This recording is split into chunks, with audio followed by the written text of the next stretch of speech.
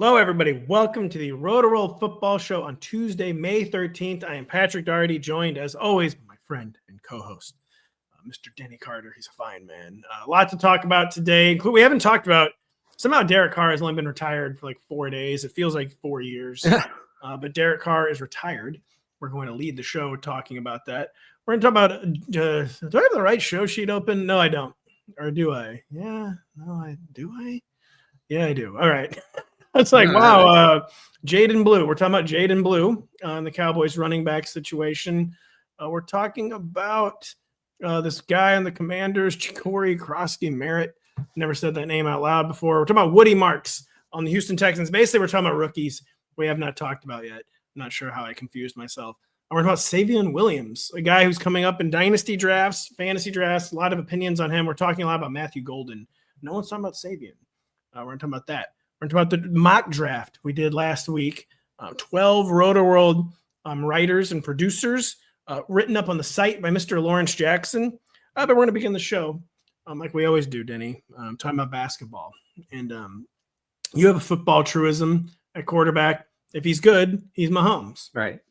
Your basketball truism now apparently is if he physically looks like Michael Jordan, he's Michael Jordan. What is it here, Denny? What's your take? So you've said on the show a couple times at least that Anthony Edwards of the Minnesota Timberwolves plays like Jordan in that, I don't know. What do you want me to say? Occasionally he reminds me of something Michael Jordan might have done, about as far as I'll take it. The way he carries himself, the way he moves with and without the basketball, that reminds you of Jordan. Is that right? Yeah. He does move like Jordan. He's a little too physically jacked. Jordan was like strong too, but I feel like his body proportions made sense. Sometimes Ant looks a little too much, almost like a football player. So you've said many times, Ant, nothing like Jordan. I've never once compared him to Michael Jordan. Right. In a possible way. Well, I remember in some sentence there was some combination of Michael Jordan and Anthony. Yeah, no, I've done it. I've said it several times. I watched the Wolves. I call them the Wolves because I love them and watch them all year. And I watched the Wolves beat the Warriors last night. Of course, I only watched the first 15 minutes. But the Warriors were winning then. Yeah, but come on, they weren't going to win. And then and somewhere in that 15 minutes, I thought, oh my gosh, Pat's right. This guy really does move like Jordan. Now, Zoomer dog levels not in line with what we had in the 80s and 90s. Jordan was vicious, a total monster in every way on the court. Sociopath. Right. Same with Larry Bird. Same with Magic Johnson. Okay. Basketball sociopaths. Yeah. Right. Same with Isaiah Thomas. Anyway, you don't have that anymore, for better or worse. You just don't have it. And I'm not complaining about it. But so Edwards is not like Jordan in that way. He seems amped. We were talking about this with producer Adam before the show. He seems amped for competition, for challenges. He doesn't back down, and that's awesome. But I have to say, the way that guy moves, it's him and Kobe who most emulate the way that Jordan moved on the court. That's what I would say.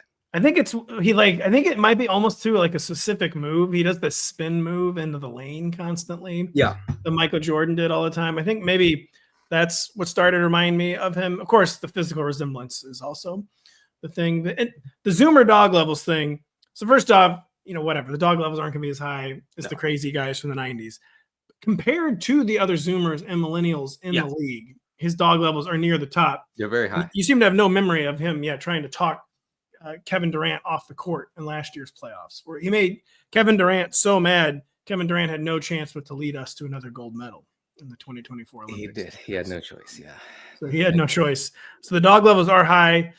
Yeah, he does. I think it's this one specific move. He does the spin move into the lane. Like he enters the lane similar to Michael Jordan. Yeah, his jumper looks similar. He does.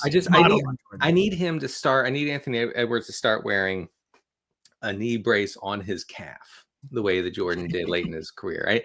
For me, an older millennial, that would really be a cool thing to see. If you're listening, Anthony Edwards. Yeah, Adam points out he has 90s superstar footwork, which totally he moves like a guy from the 90s. Zoomer's like, I thought they only played against plumbers. And wow, I didn't know the 90s footwork could still work. But by the way, I already brought this on the show once. There's been a cut up like a rejoinder to they played against plumbers, and it's like a cut up of Michael Jordan like literally like levitating. Like, is he walking on water? Like, did he just dunk over the jumbotron? And this how absurdly silly that argument is. I mean, there were some plumbers. There were some plumbers.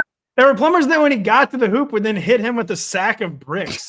Like the whole thing is just a little different. Yeah, I mean, I remember a guy named Bill Wennington who was on the Bulls. Don't get me wrong, he was a plumber, world's biggest plumber. That guy, it looked like he had never played before. It was amazing. Like he had never played before, and like no one had ever had more body hair before. So much hair. Wow. Wennington is a very hairy man. People used to have hair. We used to talk about football. We used to talk about Derek Carr. We don't have to do that anymore because he's retired. But we're going to do it anyway, Denny. And also the joke might be on us because let's be real, he's not really retired. He's not actually retired. Give me a break with this. I know. Honestly, stop. That guy, he's going to play this year. I know. The idea that he's retired is pretty absurd. That's what we're here to talk about. And that is the framing here. Like, is this real? What is the fallout? Tyler Shuck, who's supposedly in a competition, but if he loses a competition to Spencer Rattler, like the Saints might as well like not even play the games this year. Tyler Shuck also designed, he's like made in a lab to win a quarterback competition because he will look good in July and August. Yes, very much. It's a matter of if he can actually move once the season begins. But Derek Carr, again, the salary cap ramifications of stuff are always super crazy. But to me, it seemed like two sides coming to a mutually beneficial agreement where retirement actually forces like a big cap surcharge. But Derek Carr is like leaving money on the table, which a lot of times, even when players need to retire, they don't retire for that reason because they can't give up the money. It seems like two sides that were just desperately eager to be done with each other. And maybe he is open to he might actually be retired. But is it accurate to say maybe this is kind of a step one in a really long and complicated divorce? Or I don't know, or is he actually retired? Yeah, I mean, he's 34 years old. I think there are probably 2 or 3 teams that would really enjoy having him on the roster and really like almost maybe commit to him right away if he's healthy. So I think there's a market out there for Derek Carr. I think he knows that. If I know that, he knows it. This retirement thing doesn't really hold much water for me. I guess maybe he could sit out this year and then come back next year. I mean, look, do you know off the top of your head if he has to play for the Saints if he returns? Like, no, I don't think so. So okay.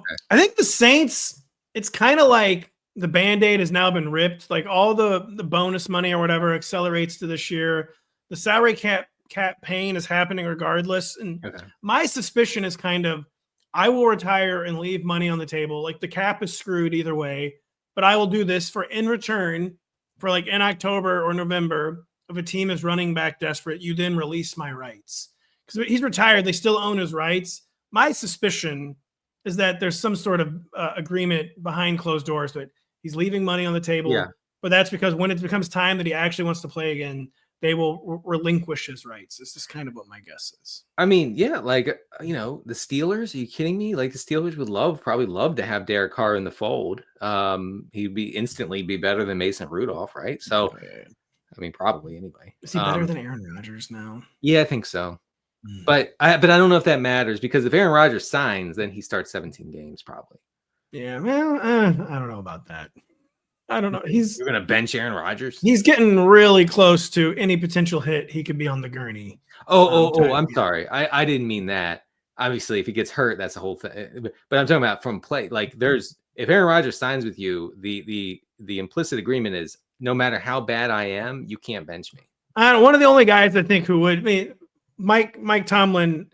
He benched Russell Wilson after 1 week in the offseason. Then I would really like a tell-all book on what happened on how Mike Tomlin then came back around on Russell Wilson. It's probably not a tell-all book. It's probably a tell-all paragraph. He got a text. He probably got a text from Russell Wilson, like you said. No, I don't mean that part makes sense. Oh, okay. The part where how he somehow became desperate to play him again in like October. Oh, yeah. Oh, God, that's the part I don't understand. I 1,000% understand the insta-benching of Russ after they acquired Justin Fields. I didn't understand the returning to him. And just from a personal standpoint, that absolutely tanked my best ball teams. Like I had 100% exposure to Justin Fields, and I was feeling pretty smart for a while there. And then out of nowhere, he gets benched. I think they lost one game.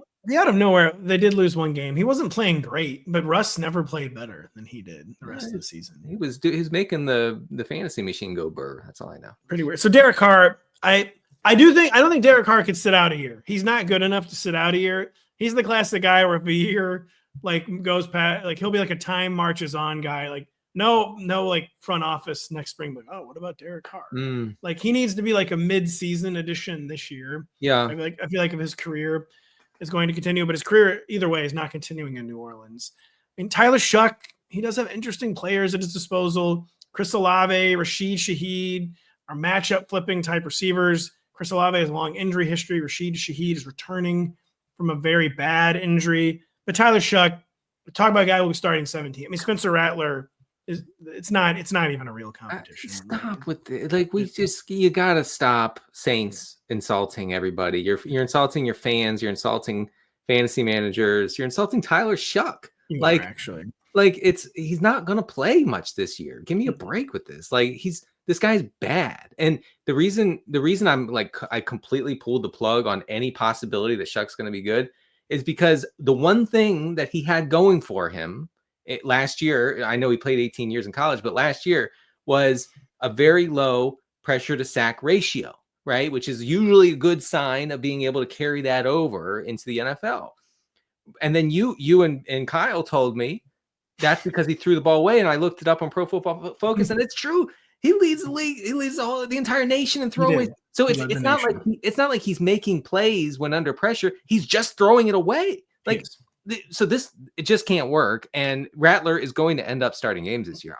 First off, I had no idea where you were going. At the beginning, I thought you were saying Rattler was bad, which yes, of course. Yeah, well, he's bad too. Tyler Shuck, listen, you don't use the number 40 overall pick on a quarterback who's turning 26 unless you intend on him being the starter. I think Spencer Rattler only starts if there's injury. I think they're going down with the Shuck ship. Really? Yeah. Why? They're going down with the Shuck ship. This is one of the most embarrassing front office gambits in a while. You're not pulling the plug on it. You're all in. This is Mickey Loomis. This is one of my favorite tropes. I think I've already made this joke a bunch of times. This is Mickey Loomis, basically in tears, somewhere in the front. I can fix this. I swear to God, I can fix this. Just give me 2 weeks. I can fix this. Give me 2 weeks. Yeah, it's me. And then he shows up with Tyler Shuck, and everyone starts groaning oh my God. All right, look, I know we've talked a lot about Shedeur Sanders on this show, and I know there are a lot of questions, whatever, but it is ludicrous that the Saints didn't just pick Shedeur Sanders at some point. Okay, he would be instantly as good or better than Derek Carr. Well, and they're the one, they could have been a franchise that, whatever, if it's a circus for a year, who cares? People are actually interested. People are not going to be interested in our team. They would have been interested in our team if we had Shedeur Sanders. We would have actually sold jerseys. They're one team that should have just cynically drafted him too. Who cares if he's good? We already know Tyler Shuck's not good. Who cares if Shedeur's not good? At least try to see. Do you know how many social clips you could get of Shedeur Sanders checking down to a running back and be like QB1 in the house? It would be great for the Saints. That must have been one of the teams where he intentionally tanked his. The more I think about it and the more I read about it, I think you're right. I think he saw the Saints, a horrific organization, all the way down from top to bottom, and he said no thanks. And so maybe they were the ones who put a bunch of booby traps in the game plan and whatever. And Shedeur Sanders was like, "I'm not playing this game. I'd rather not play than play for you." That's true. That's a fair point too. By the way, we all know the real reason he's not a Saint is he failed the same New Orleans initiation you did, Denny. He refused to drink the Mississippi River water. Very important part of the Saints interview process, and he refused to drink it. I don't regret that. You drank a gallon and you were sick for 3 days. It was bad. It was real bad. I've still not recovered. Denny, I still am not recovered from the Cowboys not re-signing Rico Dowdle. No, but yeah, really, they should have, because now it's 2 veterans who I can remember for sure, Javonte Williams and Miles Sanders, And, of course, the rookies, Phil Maffa and Jaydon Blue. We've talked about it a few times on this podcast. Jaydon Blue seems to have the most upside from a perspective, like, if he can win, if he wins the third, they want him to win the third down job. Basically, that's his for the taking. Like, if he has a strong, it's like Tyler Shuck. Like, there's no actual competition. I feel like Jaydon Blue might be kind of similar on third downs. Like, as long as he doesn't embarrass himself, he will win the third down job. The Athletic, though, reports that, quote, by the end of the year, they believe this is their local reporter, whose name's currently escaping me, that Jaydon Blue will be the number one guy at running back.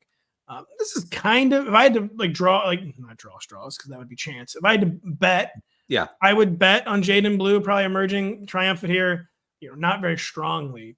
What are your latest feelings on the Cowboys running back situation? So just real quick on Phil Maffa, who I guess I implied that I like him more, and I'm having second thoughts. So Phil Maffa last year at Clemson ran the second most pass routes among running backs in the country. Okay. LaQuint Allen out of Syracuse, who I believe plays for the Jags now. He does. Was the only running back in the country to have log more pass routes than Maffa. So he was out there a lot. Maffa was targeted on 8% of his routes. That is truly abysmal. Like, I've never seen that on a large sample. So Maffa's he's never going to emerge as a pass catching guy. Jaydon Blue seems like that role, but honestly, I would bet on Miles Sanders. I think as long as he's healthy. Cut his mic. Miles Sanders. I mean, I was going to give an earnest, good faith retort that included the words Miles and Sanders. Just stop. And now you've called me out, and I have to say I just don't care about that. Yeah, your heart's not even you, please. Miles Sanders, he's an NFL running back. People forget. He is. Are you seriously going to draft Miles Sanders this summer? I mean, he is like zero RB catnip. Yeah, you got people like me, like, you don't even say his name. Like, don't ever say that again. No, you're Miles Sanders on there. Don't ever say. Okay, all right. For up and coming fantasy football content creators, here's how you tank your career: is you draft Miles Sanders and you post a screenshot of your roster, and people will just see that and be like, "This guy doesn't know what he's doing." Or he's just a stunt artist, like whatever. Yeah, zero good player strategy. We love that one. Somehow I've survived it, but I don't know if everybody can these days. Maffa, Maffa ain't it on third down. Even though that sounds like a totally made up stat. Second most third down snaps in college. No. Second most pass routes in the country. Dabo's got to go, man. I mean, what is that? Like, he's like the least effective guy possible, and you have him out there more than almost any other running back in the country running routes. Crazy. Jaydon Blue, I think he's going to be a hype name all summer, because when you're picking between four backs, the only thing you're really looking for is exciting traits. He seems like potentially exciting on third down. It could go nowhere, because third down, pretty hard gig for a rookie, especially, the exotic blitzes, the pass protection just gets more difficult every year for these young players. Could end up being a huge stumbling block for a guy who's not very big in Jaydon Blue. But if you're sorting through traits in the Cowboys backfield, Jaydon Blue's potential on third down is still the only thing that really stands out to me. Only thing to really get excited about in this group. So just to bring it home on the target per route run front, because you have Phil Maffa, 8% target per route run rate. Like I said, really, truly bad stuff. Jaydon Blue last year at Texas targeted on 25% of his routes. That's something. And one problem, the one little problem is that he also wasn't good. I can hang my hat on that. It wasn't good, but my hat is hung. I was told he would save my college fantasy team. That was a lie. Yeah, okay. Eventually, you're going to have to move on. Eventually, you got to get over this thing with Jaydon Blue. Yep, it is personal. Yeah, it's pretty rare to have already been burned by a guy in fantasy when he was in college. I've never seen it. I've never seen someone look at a rookie and be like, "Nope, you ruined me, buddy." It's true. I probably do need to move past it. The Commanders, Denny, they seem like they moved past Brian Robinson. There's trade rumors. We have Ben Standig on. I'm not laughing at Ben. I am laughing at his the Last Man Standing podcast. It's clever. It's like, I'm sorry to laugh, but it is very clever. Yeah. The Last Man Standing podcast. Ben said he is intrigued even further, quote, after seeing running back Jacory Croskey-Merritt's size and ability in Commanders rookie minicamp. So, the typical caveats like, well, yeah, I would hope the running back looked good in minicamp where no one's in pads and he's competing against other rookies. But the good news is he did. So it's always better. Like people are like, well, these puff pieces don't mean anything. It's better than the absence of a puff piece is what I always say. Like, all right, at least he stood out when he's supposed to stand out. Yeah. Do we think, talk about zero RB, as Jacory Croskey-Merritt, someone rapidly emerging on your zero RB radar? This is negative numbers, RB here. I don't know. If Brian Robinson sticks around, then no, probably. His profile is somewhat interesting. They got even C-Rod curious, man. I don't know. They seem out. There's C-Rod. There's the other guy who I like. I forget. Austin Eckler. No, not Eckler. Anyway. What McNichols? McNichols, love that guy. Yeah. At New Mexico in 2023, almost 1,200 rushing yards, 6.3 yards per carry, 17 touchdowns. Not much of a pass catcher, but whatever. At Arizona, I guess it was an injury shortened year. He only had 106 yards on 13 carries, so he didn't play a whole lot. But I guess this guy could emerge, but like we also could never hear his name again. Yeah, I'm seeing 4 immediate red flags on Jacory Croskey-Merritt's Wikipedia page. One of them is the age. He's 24 years old. One of them, what was the other one? So one of them is the draft capital, number 245 overall pick. One of them, so I'm here on his wiki. And normally when you're on an NFL player's wiki, it says college. It lists 1 school, sometimes 2. For Jacory Croskey-Merritt, it lists 3. That's more than a lot. That's always interesting. And yeah, he didn't play as a senior, but he did get drafted, which is that's saying something. Getting just drafted as a running back is always a good leading indicator. And yeah, he's already turning heads, I guess. Yeah, and they clearly they don't like Brian. Maybe they'll be if no one emerges, they'll tolerate Brian Robinson for another season. Clearly, though, they're not doing a second contract with Brian Robinson, and they're open. They're clearly open to someone outperforming Brian Robinson in training camp, is what we should say. Yeah. And if you look back at Croskey-Merritt's 2023 season, I know that's a long time ago. I know a lot has happened between now and then. But he averaged almost 4 yards after contact per carry. That put him in pretty good company. Bucky Irving, Isaac Garendo among Ashton Genty right around there. So what I'm saying is this guy's Ashton Genty and no one knows it. No, I'm kidding. So look, the zero RB freaks among us, you're going to monitor this guy for sure. So yeah, people might say, Pat, what could you possibly getting from Wikipedia on Jacory Croskey-Merritt? It's just biographical details. And yeah, it's pretty bad when like you have biographical details that are red flag, namely your age, being 24. I'm just 4 yards per carry after contact, all that stuff. We got something. So Denny doesn't seem that interested in Jaydon Blue. He's open to it. Does not seem very interested in Jacory Croskey-Merritt. Another potential zero RB guy, the number 116 overall pick, pretty solid draft capital for running back. Woody Marks in Houston. Mm-hmm. Joe Mixon, talk about a guy who like every single year, like Mixon's he's finally done. God, he beats the zero RB guys to death. He just truly bludgeons them. Joe Mixon will not surrender first and second down, even third down. But Woody Marks, the latest challenger to Joe Mixon's touch workload, mm-hmm. Denny, and I don't know. Do you care about it? He's also 24. Yeah, right. I mean, look, if Mixon loses like even a little bit of his pass catching workload in the Houston offense, it could be a problem. Look, I've been burned so many times on Mixon at this point in my life that I feel actually like hesitant to say anything about him. Yeah, I haven't drafted him since like 2018. He's just one of those people like, this is the year I'll be right. Yeah. And I have not been right. Anyway, 3.7 targets per game in 2024 for the Texans. It was a 12% target share, so not great. The Texans only targeted the running back position in total on 17% of the targets. That was among the lowest rate in the league. When you look at Woody Marks, decent target shares in college, but he didn't do much with it. He wasn't actually really good after catching the ball. He was 74th in yards per route run among running backs last season.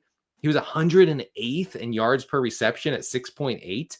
Like that's like near the bottom, right? And only 4 running backs in the nation logged more pass routes than Mark. So like Phil Maffa, out there a lot, running a lot of routes, not doing much with it. Also, but unlike Phil Maffa, 4th round, that's like legit running back draft capital. 7th round for Phil Maffa. Again, it's an accomplishment to even get drafted as your running back because undrafted running backs feature in committees fairly often. Yeah, a position where you can make the roster as an undrafted guy, but you like that 4th round draft capital for what he marks. He's someone definitely to keep an eye on in the 0 RB conversation. As we continue our conversation, that was all running backs. Before we take a break, we have one receiver, Denny. Savion Williams. We have no idea if Matthew Golden is good or not, and he went in the 1st round. Savion Williams, I believe, went in the 3rd round in the 80s. There's a quote, a zillion ways to use him, is what Packers OC Adam Stenovich said. Stenovich. I don't know. Are you excited about this one, or is it just yet another unsatisfying Packers wide receiver scam?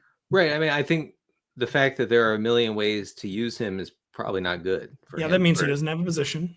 So that's great. Right. So it's like, okay, he doesn't excel at any one thing. So we think we can use him in other ways. To me, a comment like this, it seems good at first blush, but then you read into it and kind of recall other, Rotoworld blurbs that have mentioned similar things over the years, and doesn't usually work out. It doesn't work out when they're like, it's a million things because we don't know what the hell to do with this guy. It's a million different things because we can't figure out the first thing. Right. And that is, what position do you play? We'll let you and know. Why is it H-back? Yeah, right. So he's not an H-back. It's just there's something that's constantly said about H-backs, like they can do anything. Yeah, we're gonna scheme up a few early season touches for him. The play is gonna be blown up, and he's never gonna see the ball again. These Packers receivers are gonna be so frustrating. I know Jayden Reed's agent is meeting with the front office, I guess, to talk up his guy as the wide receiver, the number 1 guy. I don't know. I mean, but he's not. Like, and Adam points out, like, this could Savion Williams, legit draft capital, number 87 overall pick. You don't know how to use him. What does that mean? I just give him a jet sweep. Like, who cares? Like, scheme him the ball. That could be bad news for Jayden Reed, who again is currently down so bad he has his agent meeting with the GM. Yeah, and Adam's comment has me thinking, like, maybe this meeting is not so much about get my guy the ball. Maybe it's about get my guy out of here. Yeah, it could be. Yeah, that's true. And they're like, okay. Yeah, I mean, he was targeted on 16% of his routes. Talking about Jayden Reed last year. I mean, that's really bleak. That's bad. The baby has never been Deeboer. Baby Deebo is now baby Deebo. Oof. Baby Deebo. Maybe he'll force a trade like Papa Deebo. Maybe I'll force a quick show break after that. We'll be right back after this. Since there really isn't an offseason in the NFL, stay dialed in with us on the NBC Sports Now channel. Join Dan Patrick, Mike Florio, Chris Sims, Matthew Berry, and us on the Rotoworld Football Show for more insight on the biggest news and stories around the league. For more details, visit NBCSports.com/now. We're NBC Sports Now stars, didn't he? I'm just hearing about this for the first time. Are you also? By the way, what we should have riffed about. How did we leave this out of our riff on comparing someone to Michael Jordan? We work with Michael Jordan now. I forgot. We work with MJ now. We work with MJ now. I'm going to see him at the old coffee maker. Hey, Michael. Denny, I've got bad news for you. He's taken your office. Die. That you didn't know that you had as a remote. Just give him Denny's office. I'm again just learning that I had an office. Denny has given his office to the GOAT, MJ23. We have given our show to the mock draft, Denny. The mock draft fallout. You, myself, Lawrence, Kyle Dvorchik, Adam, all bunch of our freelance army, Mr. Zach Kruger, Mr. Nick Bodiford, Mark Garcia.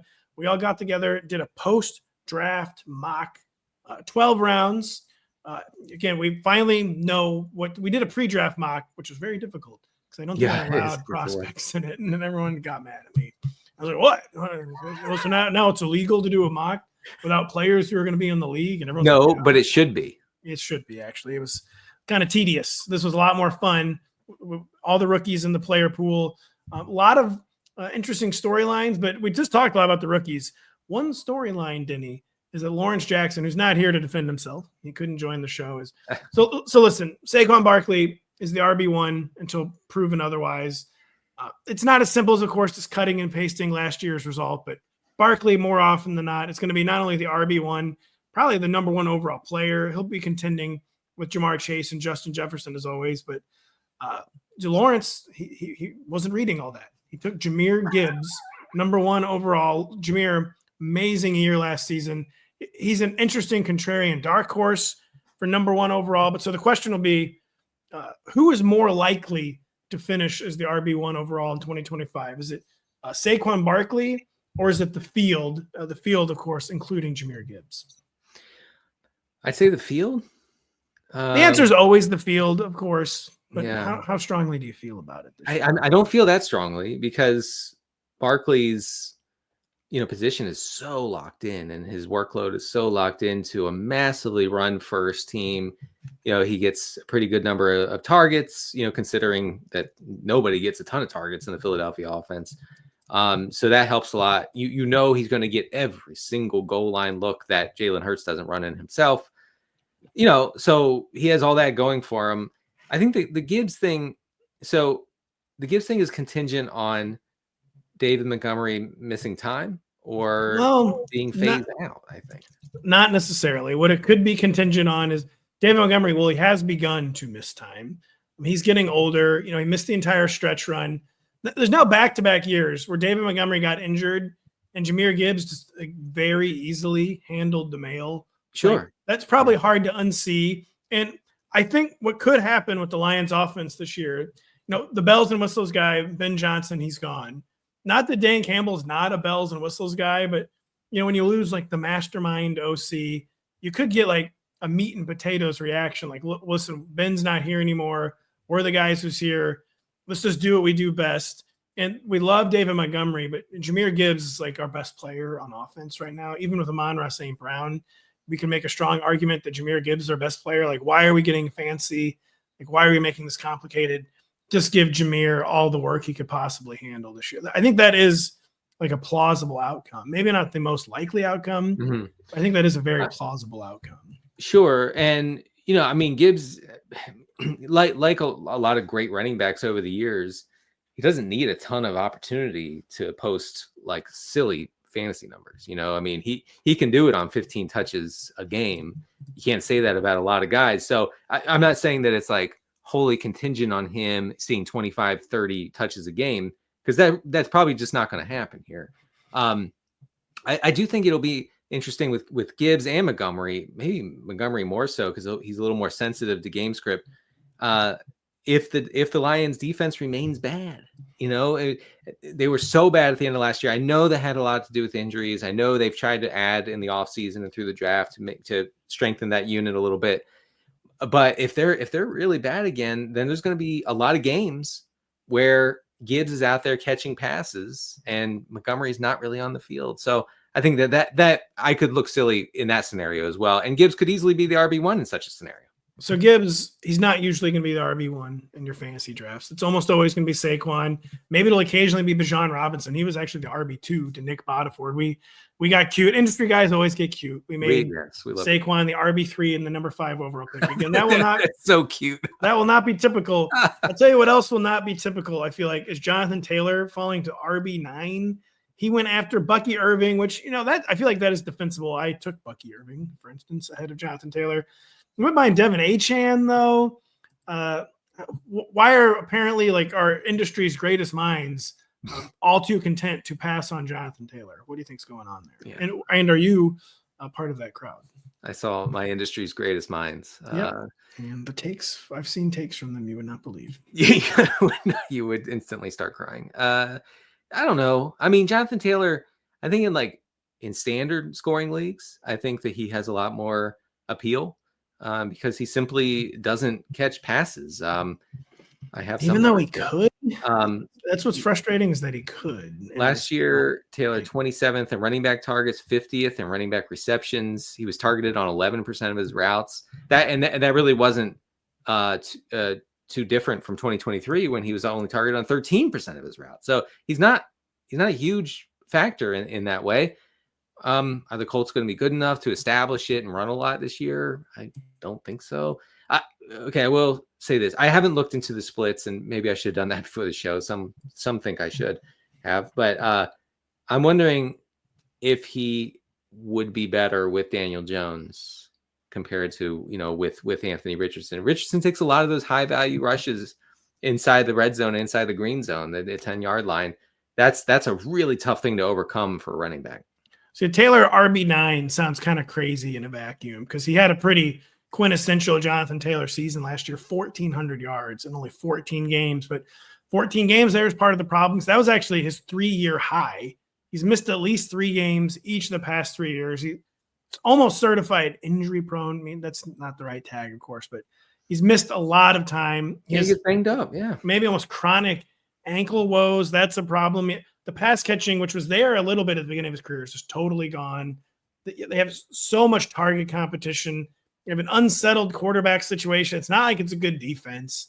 So game script will be bad. The injury history is concerning. He's mostly a 2-down guy for fantasy purposes. Like, he's so elite when he's on the field and getting 20 carries per game. But it is easy to see how when everyone was on the clock, we kept making decisions other than Jonathan Taylor.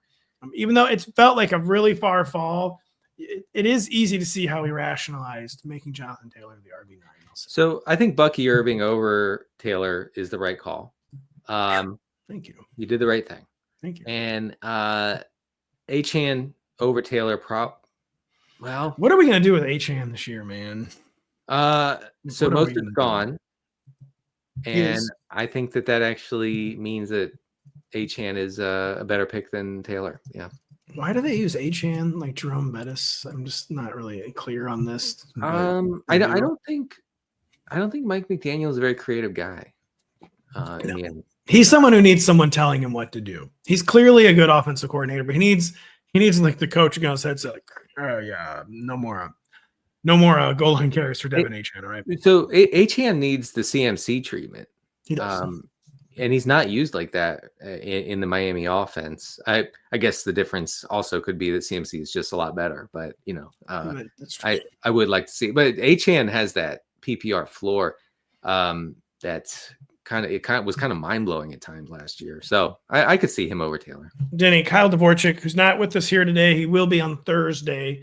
He wants to know, how do we sort the second tier of wide receiver? The first tier, of course, is Jamar Chase, Justin Jefferson, Puka Nacua, Amon-Ra. They've kind of separated. But it got interesting. Nico Collins was the wide receiver 2 or 3 in most drafts last summer. He fell to wide receiver 7 in this. He went behind Brian Thomas Jr. He was sandwiched between BTJ and Malik Nabers. Wide receiver 7 for Nico Collins. I feel like you feel pretty good about that. Producer Adam was the one who did it. I feel like he feels pretty good about that. Are you more comfortable betting on a Nico bounce back, or would you rather just take the second-year ascendance flyer on someone like Brian Thomas Jr., Malik Nabers? Because when I'm on the clock, I'm definitely not – I'd be concocting reasons to take one of the second-year guys and not like the veteran who has kind of an injury history at this point. But how do you feel? Because it's probably not the most logical thought process. I think I feel like it's not a huge difference in the end. The Nico Collins thing dropping to wide receiver 7 is just because he missed time last year. Like, if he had played the whole year, he would have gone up. He's almost got chronic hamstring woes, I would say, at this point. Yeah, no, that freaks me out for sure. For me, Nabers is a superior pick to Collins. Like, I'm not quibbling over that. I'd take Nabers every time. I see Nabers as a guy who I would reach for almost anywhere in that first and second round. Nabers versus Collins would be a tough one for me. Yeah. Well, Nabers, it's just the Giants' vibes are so thermonuclear. They were thermonuclear last year as well. They were, yeah. They were. And he got it done. Like I'm trying to take a personal bias here. I mean, he won me championships, so I'm trying to. But that guy's total freak. Wide receiver 1 in the range of outcomes. I take Brian Thomas easily over Nico Collins. I was so into Brian Thomas, but they have a number 2 overall receiver. I'm just like, what does it all mean? It's a new coaching staff who doesn't have allegiance to Brian Thomas. He knows he's amazing. But can like Brian Thomas get to like Liam Cohen? Like that's Mike Evans right there. That's who that is. No, I mean, God, Cohen. Although at first he sounded like he had just discovered Brian Thomas. He's been talking recently about how many ways to use him, and he's been so effective in the slot, and he was really effective in the slot. I feel like he's too big to fail in that Jacksonville offense. I just hope that it's not like once the game starts, all right, that's Mike Evans, right? Which of course it's not like that's a bad outcome, but we wouldn't be drafting Mike Evans 2.0 necessarily at number 7 though. No, but he'd get 1,000 yards. It's true. That's true. So we'll be debating these players all year. We're going to debate a few more players when we come right back after this. For 150 years, greatness has been crowned here. One of the oldest traditions in sports, the Preakness Stakes, Saturday at 4 p.m. Eastern on NBC and Peacock. I will be watching. I'm an inveterate sports watcher. And you are. I'll just be honest. I know it's on NBC, but I like to see the horsies go fast. I like to see the horsies go fast, Denny. I'll try NBC. You can't watch a 90-second race. You call yourself an NBC? Well, first off, it's a several-hour broadcast. It's a 5-hour broadcast. Race. Yeah. So, but the broadcast is pretty interesting too. Lots of funny hats, lots of races, and the PGA Championship's going to be on, man. Guess what network that's not on? I watched 2 golf tournaments. I watched the U.S. Open and the British Open. Guess what networks they're on? Yeah, they're on the National Broadcasting Corporation. They're on the NBC. I will not be watching the PGA. I'll be watching the Preakness Stakes. Denny, I will be watching for veteran fading wide receivers. Cooper Kupp, Deebo Samuel, Stefon Diggs all went between picks 85 and 105. Is there a bounce back you prefer out of that group, or is there just too much faded glory with every indicator pointing the wrong way for these 3 guys? But value is one of the names in the game in fantasy. One of these guys is probably going to be a value with their track record and what is apparently an ADP discount. Who do you feel most comfortable betting on with Cooper Kupp, Deebo, and Stefon? I think Deebo. Deebo for sure. So let's move on.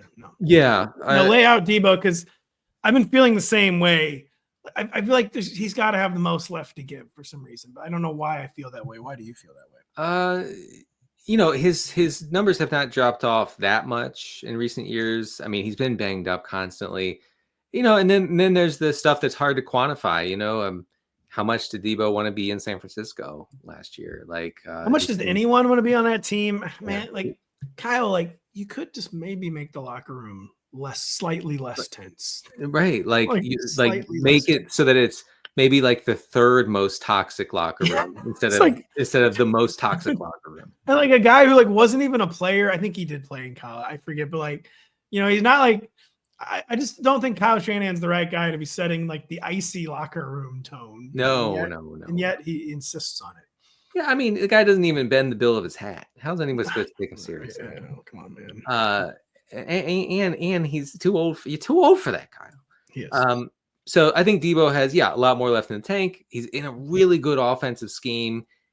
Jane Daniels is last year at least was a very good short area passer. I'm guessing that's where Deebo will be fed. And honestly, I sort of didn't take into account that Deebo was on the roster when I took Terry McLaurin in this draft as my wide receiver 3, I think, or 2. You're paid to know this stuff. Yeah. I mean, what I did, I saw McLaurin, I got excited, I clicked, and then immediately I was like, oh, the Deebo thing. Right. Terry McLaurin's never been someone I haven't been excited to draft Terry McLaurin since 2011. Well, I'm since he was in high school. It's not that I'm excited about McLaurin. I'm excited about Daniels. And Daniels was so good last year in the intermediate areas and the short areas that these guys just were put in positions to produce. So it's more about Daniels for me. I think Deebo's head and shoulders above. I think Kupp could just be a total non-factor. Diggs, who knows if he'll even be 100% go until the middle of the season or whatever. I mean, that was a serious injury that happened late in the year. Yeah, don't like the offense fit for Cooper Kupp. Steph Diggs, to so many questions. Chief of all, the health. And for Deebo, too, he's in an offense now where the 49ers, they put so much pressure on their playmakers to make plays because Right. it's not about the quarterback in that offense. It's about getting the ball in space and then the playmakers going to work. Right now, Deebo's in an offense where all 11 defenders are focused on one guy. They're focused on Jayden Daniels. And Deebo could find himself – he's not going to have Kyle Shanahan's elite scheming, but maybe he'll have more room to roam just because the defense is so terrified of Jayden Daniels. I like the fit from that perspective. Denny, Tyrone Tracy went ahead of Cam Skattebo, who we talked again about a VOD on Tuesday. You can find that on the website. But as Kyle points out, Tyrone Tracy is not going ahead of Cam Skattebo in best ball. I think I would take Cam 100 times out of 100. This is probably an easy one. Cam Skattebo is probably going to have a higher ADP than Tyrone Tracy this summer. And we feel much better about drafting. No offense to whatever one of our friends took Tyrone Tracy ahead of Cam Skattebo, but we're taking Cam ahead of Tracy, right? I would be surprised if the Giants don't just go in on Skattebo. And they're going to talk up Tracy. Don't get me wrong. We're going to have they are. We're going to have 10, 15 blurs this summer. No. It's Cam. They already can't stop talking up Cam. I know. Look, the Giants' social media accounts have posted nothing but Cam Skattebo content for the past 72 hours. So they took a first-round quarterback, and all they talk about is the fourth-round. No, right. No, there's no. Actually, I did see a video of Jackson Dart playing darts. Very cute idea from the social media folks with the Giants. Bad video, but Skattebo, they love Skattebo. I feel like it's over for Tracy. But by the summer, these guys will be several rounds apart. I think it won't even be remotely close. I think Cam will be several rounds ahead of Tyrone Tracy, and we're gonna be talking about Cam all summer. We are. Denny, final one. You're gonna be talking about the RB dead zone all summer because again, you don't like good players. Nope. So you try to find value places, although you won't normally be taking a running back in the RB dead zone. RB dead zone usually around 4 to 6, right? Do you have a favorite player who went in the RB dead zone in this draft? I got Ken Walker in that area. And that's a good RB dead zone pick. And the RB dead zone has kind of become like the league winner zone the past few years because we've gone so all in on receivers that like running backs who are actually valuable have been actually falling the past few years. So I do feel like RB dead zone has kind of become a misnomer and that Ken Walker was a really good pick where you got it.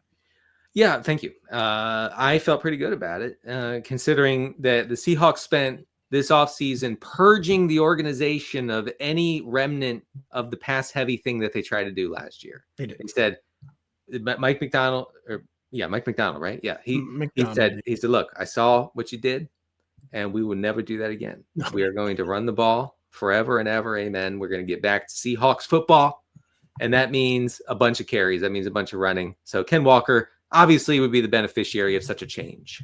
Forever and ever, amen. Are you quoting Ben Folds on this podcast? No, I was quoting Church. RB dead zone, Joe Mixon. No way he'll keep getting away with it. Chuba Hubbard. No offense to Zach Kruger, but that one's going nowhere, Zach. Marion Hampton to Adam Wise. We like that one. I know, Adam. I appreciate. Look. As a producer, I'd appreciate if you drafted a worse team than the actual podcast. I drafted a worse team. I drafted a pretty good team. I went super young. Adams is the best team. I'm sorry to say. Take no pleasure. I haven't looked, but yeah, I'm sure. I think mine's probably the best. But I ended up with Jared Goff. What was it? What was I doing? Yikes! Yikes! God, mega yikes! I ended up with Dak Prescott in round 12. I ended up with nothing more to talk about because the show is over. But we're going to have a lot more to talk about on Thursday when Kyle joins us to break down the schedule release. Come on. Let's go. Where are my people at? And I know you might be thinking, sure, Pat, we already know which teams are playing each other and how does this matter at all? But we all know it does. And it's actually a lot of fun. And we're going to look at the difficult schedules, the easy schedules, the games we're looking forward to. We know the pomp and circumstance is all a bit silly. But yet we also know that we can't get enough. So we're going to talk about the schedule release in addition to a lot of other stuff on Thursday. So for Denny Carter, I'm Patrick Daugherty. Thank you so much for listening. We will be back in 2 days.